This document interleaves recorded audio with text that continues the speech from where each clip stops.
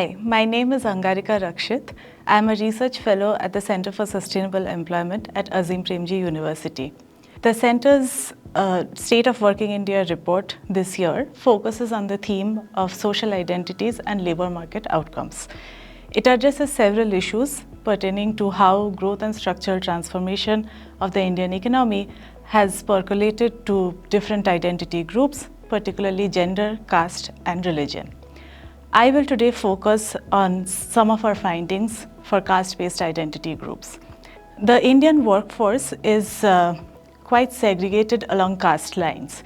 Industrial segregation, that is channelizing marginalized and privileged caste groups into specific industries, is something that we see is clearly evident in the Indian economy. Encouragingly, the overrepresentation of marginalized caste groups in certain industries which are historically associated with their caste identities. For example, scheduled caste workers in the leather and waste management industries have substantially reduced over time. But despite such improvement, we see that the overall caste-based industrial segregation has reduced only marginally. This is possibly because these industries account for only a very small proportion of the overall Indian workforce. We see similar trends in occupational segregation as well. Marginalized caste groups are overrepresented in lower paid occupations.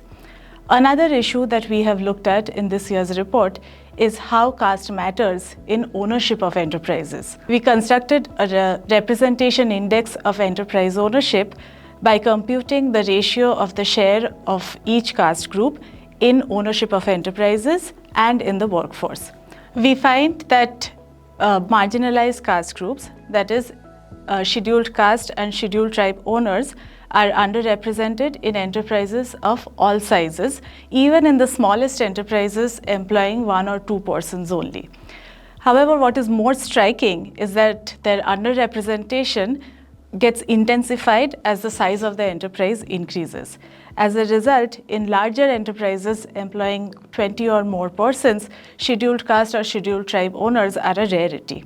On the other hand, we see that for general caste owners, they are overrepresented in all enterprises, starting from the smallest one, and their overrepresentation increases as the size of the firm increases. Now, one way to quantify such loss that is borne by the marginalized caste groups due to their lack of representation in ownership of enterprises is to look at the value of output that is controlled by them.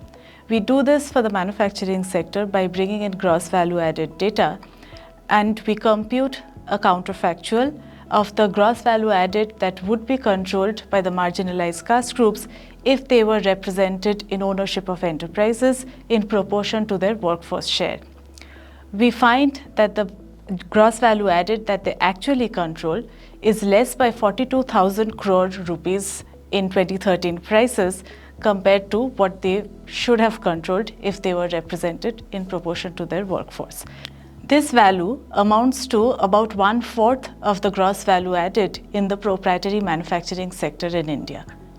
Some of these issues on identity-based segregation and entrepreneurship are discussed in greater detail in the State of Working India report. I urge you to read the report. You can download it from azimpremjiuniversity.edu.in.